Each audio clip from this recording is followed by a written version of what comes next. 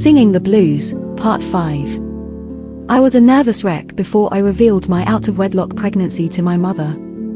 Although I knew that it would not be a surprise to her because she had witnessed a lot of my nauseous spates to know the reason behind it, I had no idea how she would react. My friend told me about her cousin, who similarly to me, got pregnant out of wedlock, and was kicked out by her parents. She had to elope to the guy who had impregnated her, and her family pressured the guy to marry their daughter. The issue was resolved when he married her before the pregnancy became noticeable. My out-of-wedlock pregnancy had obviously disappointed, upset, and angered my mother. Especially because she was an advisor to the youth at her church and would be greatly embarrassed, and my pregnancy would reflect badly on her, both as a mother and a Christian leader. But I'd always had a good relationship with my mother, so I did not think that she would do something extreme like throw me out of the house or force me to elope. Besides, if my mother kicked me out, I'd have nowhere to go since Jason left the country and would not be back for 6 months. When I summoned the courage to reveal to my mother that I was pregnant, I started off by saying to her, "I have something very difficult to tell you." When I disclosed the news, she feigned a surprised look. I waited for her to explode and begin to lash out at me, but to my surprise and relief, she remained calm. "Please forgive me," I apologized. "I'm sorry that I have let you down and have disappointed you. I could have ranted and raved about how you should have waited until marriage to get pregnant, but it won't change the situation," my mother said. "So, I've made the choice not to cry over spilled milk. Your pregnancy may be out of wedlock, but the baby growing in your womb is not a mistake. I will support you to ensure that my granddaughter or grandson's journey to Earth is well taken care of. I really appreciate your understanding," I told my mother as I gave her a loving hug. "I'm pleasantly surprised and grateful for your reaction. It is more than I could have hoped for." "Did you reveal the news to Jason?" she asked me. I nodded and told her that Jason had suggested that I terminate my pregnancy because it was ill-timed.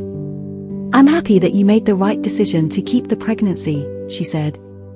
I told my mother how right she had been, that Jason's music is so important to him that everything else plays second fiddle.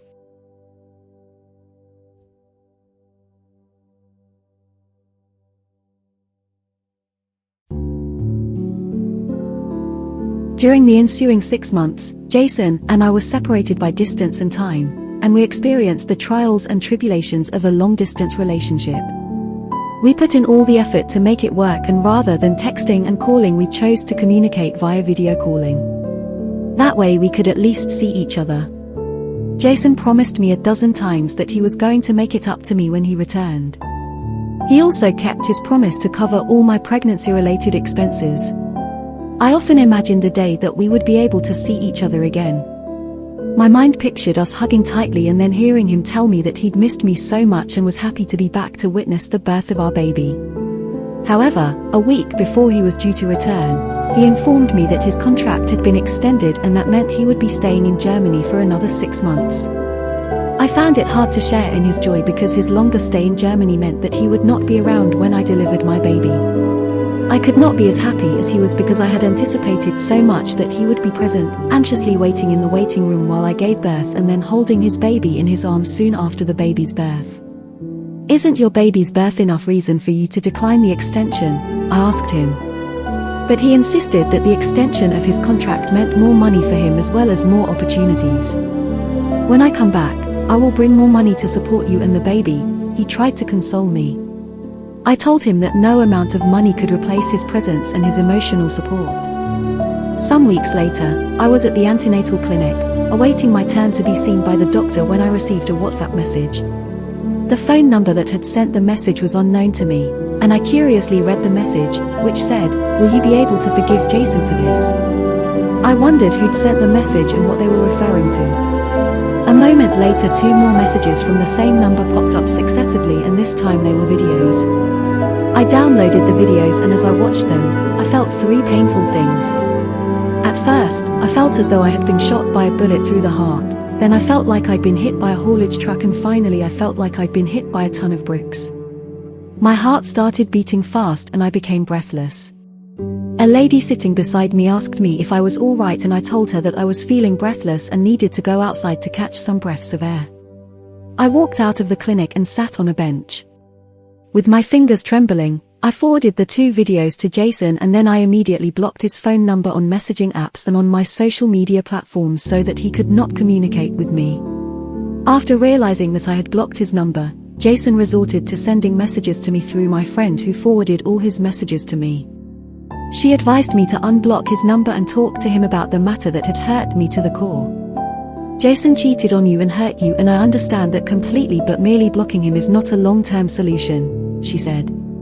I listened to her advice and unblocked Jason. About 30 minutes after I unblocked him, he sent me a long message on WhatsApp. You trusted me with all your heart, and I'm sorry and ashamed that I betrayed that trust. I can't undo what's been done, but please forgive me. I know that it does not excuse what I did, but I had drunk too much alcohol and one thing led to another, and the next thing I knew, I'd done something that I shouldn't have. I swear that this incident happened once only. It was a drunken mistake and not an affair. And I've since quit drinking. Just because you cheated once, with a lady I once warned you about, that doesn't change the fact that you broke my heart, I texted back to him. And you have completely shattered my trust in you. I keep imagining you and Nicole together, and I can't get that picture out of my head. Nicole is one of your band members, so who knows what you two get up to? Who knows if it was really a once-off incident? And who knows how long you've been cheating me with her? I need space to decide whether our relationship is now out of the question, or if I can find it in my heart to forgive you and give you a second chance. So, don't contact me again. I will contact you only if it's an emergency concerning me or my pregnancy. End of part 5.